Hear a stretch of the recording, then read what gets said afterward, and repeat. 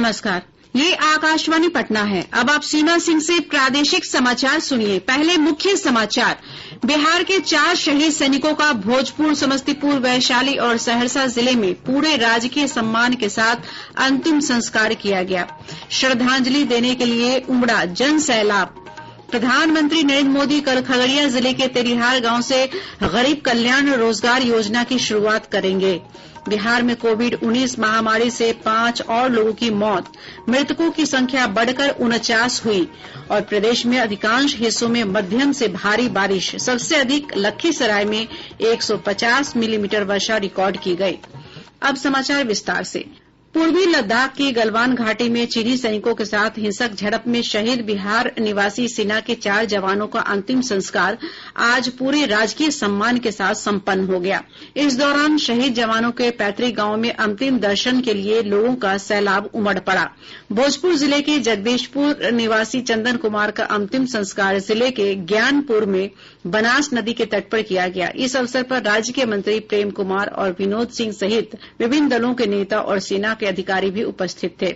इससे पहले जगदीशपुर में शहीद जवान का पार्थिव शरीर पहुंचने पर लोगों ने अंतिम विदाई दी। समस्तीपुर से हमारे संवाददाता ने बताया कि शहीद जवान अमन कुमार का अंतिम संस्कार मोहिउद्दीन नगर के सुल्तानपुर में गंगा घाट पर किया गया। जवान के छोटे भाई रोहित ने पार्थिव शरीर को मुखाग्नि दी। इस अवसर पर योजना और विकास मंत्री महेश्वर हजारी के अलावा विभिन्न दलों के नेता, प्रशासनिक और पुलिस अधिकारियों ने श्रद्धांजलि अर्पित की।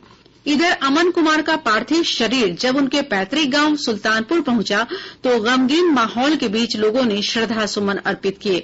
वहीं शहीद जवान जय किशोर सिंह की अंत्येष्टि वैशाली जिले में महनार प्रखंड के हसनपुर में गंगा नदी के किनारे 3 मुहानी घाट पर की गई। इस अवसर पर राज्य के मंत्री नंद किशोर यादव, स्थानीय विधायक, कांग्रेस के प्रदेश अध्यक्ष मदन मोहन झा के अलावा बड़ी संख्या में स्थानीय लोग और कई अधिकारी उपस्थित थे। शहीद जवान का पार्थिव शरीर आज सुबह जिले के जंदाहा प्रखंड के चकफते गांव पहुंचने पर लोगों ने भावपूर्ण श्रद्धांजलि अर्पित की। इधर सहरसा जिले के निवासी सेना के जवान शहीद कुंदन कुमार का अंतिम संस्कार उनके पैतृक गांव आरण में किया गया। इस अवसर पर मंत्री विनोद नारायण झा, रमेश ऋषिदेव, सांसद दिनेश चंद्र यादव के अलावा स्थानीय विधायक, सेना, प्रशासन और पुलिस के अधिकारियों ने श्रद्धांजलि अर्पित की। मुख्यमंत्री नीतीश कुमार ने लद्दाख के गलवान घाटी में चीन के सैनिकों के साथ हिंसक झड़प में देश के लिए बलिदान होने वाले राज्य के 5 शहीदों के परिवारों को 36 लाख रुपए की अनुग्रह राशि देने की घोषणा की है। प्रत्येक परिवार को 36 लाख रुपए की आर्थिक सहायता दी जाएगी। इस राशि में 25 लाख मुख्यमंत्री राहत कोष से जबकि 11 लाख राज्य सरकार की ओर से दिए जाएंगे। मुख्यमंत्री नीतीश कुमार ने प्रत्येक शहीद के परिवार के एक सदस्य को सरकारी नौकरी भी दिए जाने की घोषणा की है। प्रधानमंत्री नरेंद्र मोदी कल ग्रामीण क्षेत्रों में आजीविका के साधन उपलब्ध कराने के लिए खगड़िया के तेलिहार गांव से वीडियो कॉन्फ्रेंसिंग के माध्यम से गरीब कल्याण रोजगार योजना की शुरुआत करेंगे। इस अवसर पर मुख्यमंत्री नीतीश कुमार भी उपस्थित रहेंगे। केंद्रीय वित्त मंत्री निर्मला सीतारमण ने बताया कि इस योजना का उद्देश्य अपने राज्यों को लौटे मजदूरों और ग्रामीण लोगों को जीवन यापन के अवसर उपलब्ध कराना है। 125 दिनों के इस अभियान को मिशन मोड लागू किया जाएगा। यह अभियान बिहार, उत्तर प्रदेश, मध्य प्रदेश, झारखंड और उड़ीसा के उन 116 जिलों में लागू किया जाएगा जहां लौटने वाले श्रमिकों की संख्या 25,000 से ज्यादा रही है। इस योजना के माध्यम से लॉकडाउन के दौरान अपने घर लौटे श्रमिकों में से 2/3 को रोजगार मिलने का अनुमान है। खगड़िया जिले के बेलदौर प्रखंड के तेलिहार पंचायत के मुखिया अनिल सिंह ने कहा कि गरीब कल्याण रोजगार योजना की सबसे बड़ी खासियत है कि लोगों को उनके घर के पास काम उपलब्ध कराया जा रहा है। यह गरीब कल्याण से हम लोग के जितने भी हमारे बाहर से आए हुए मजदूर सबको इसमें रोजगार में लिया जाएगा और रोजगार के माध्यम से जैसे मांडेगा है, मांडेगा में पोखर खुनाई है, पशु शेड है, मधुमक्खी पालन है, मुर्गी पालन है, इसमें सारे लोगों को रोजगार दिया जाएगा।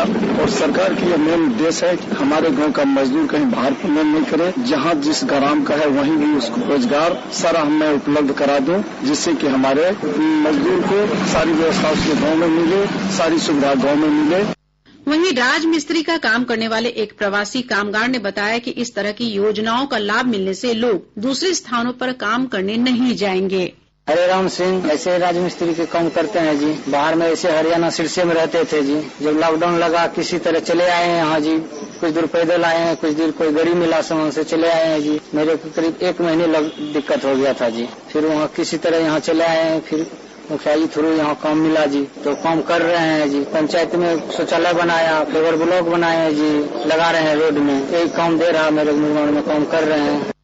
बिहार में कोविड-19 महामारी से मरने वालों की संख्या बढ़कर 49 हो गई है। पिछले 24 घंटों के दौरान 5 लोगों की इस महामारी से मृत्यु की पुष्टि हुई है। वहीं प्रदेश में संक्रमितों की संख्या बढ़कर 7,178 हो गई है।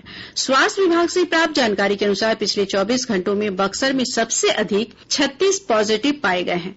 इसके बाद सारण में 17, दरभंगा में 14, पटना में 13, समस्तीपुर में 10 तथा बांका, गोपालगंज, जहानाबाद और नवादा में 7 लोग कोविड-19 से संक्रमित हुए हैं। बेगूसराय, भागलपुर, नालंदा, वैशाली, शेखपुरा, औरंगाबाद, कैमूर, किशनगंज, पूर्णिया और सीतामढ़ी में भी मामले पाए गए हैं। अब तक 5,098 मरीज स्वस्थ हो चुके हैं। राज्य में 1,45,000 से अधिक नमूनों की जांच की गई है। देश में कोविड-19 महामारी से संक्रमित लोगों की संख्या बढ़कर 3,80,000 से अधिक हो गई है। इस महामारी से अब तक 12,573 लोगों की मृत्यु हुई है। स्वास्थ्य मंत्रालय ने कहा है कि कुल संक्रमितों में से अब तक लगभग 54% लोग ठीक हो चुके हैं। 2,04,511 लोग स्वस्थ हुए हैं। एम्स नई दिल्ली के वरिष्ठ चिकित्सक डॉक्टर अंजन त्रिखा ने कहा है कि आजकल लोग सोशल मीडिया पर काफी कुछ देखते सुनते हैं।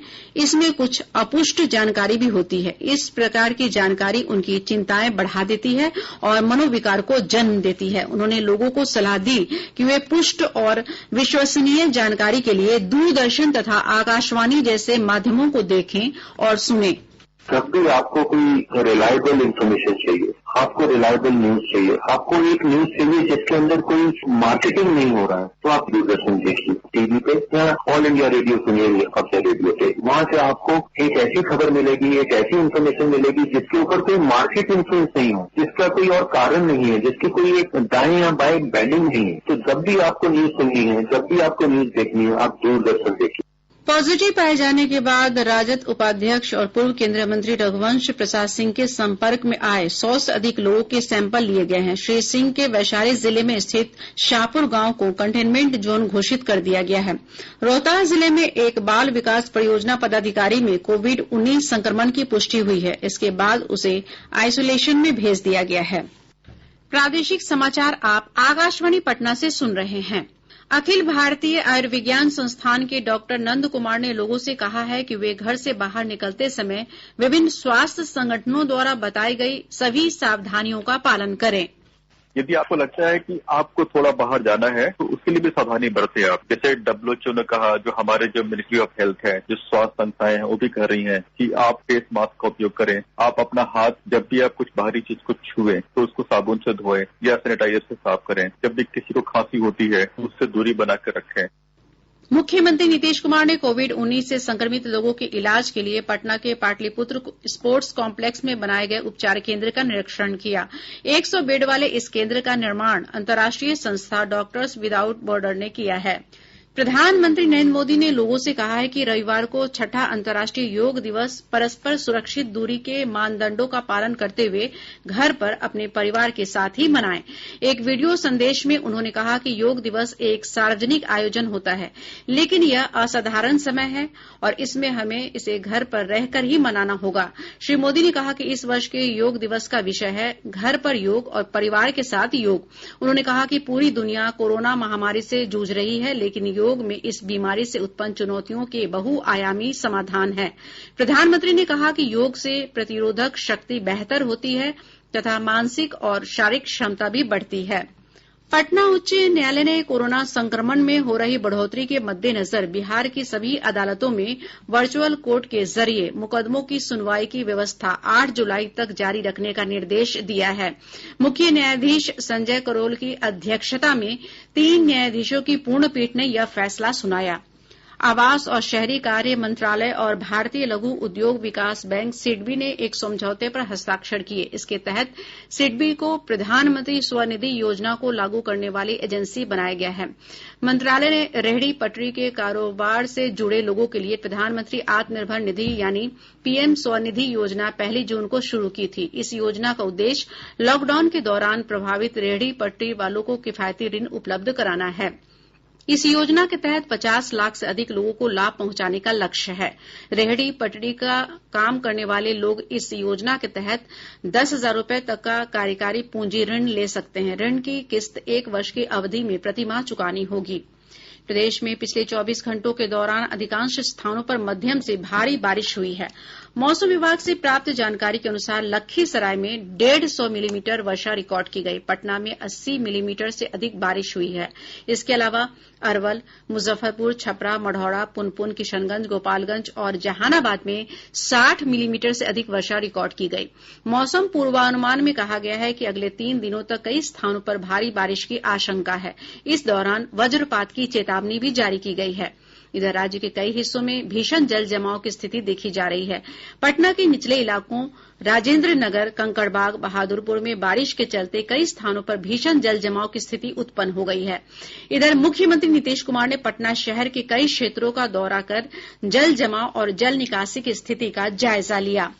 मानसून के अच्छे प्रदर्शन से कृषि कार्यों में तेजी आई है। विभिन्न जिलों से हमारे संवाददाताओं ने बताया कि किसान अपने खेतों में धान की रोपनी कर रहे हैं।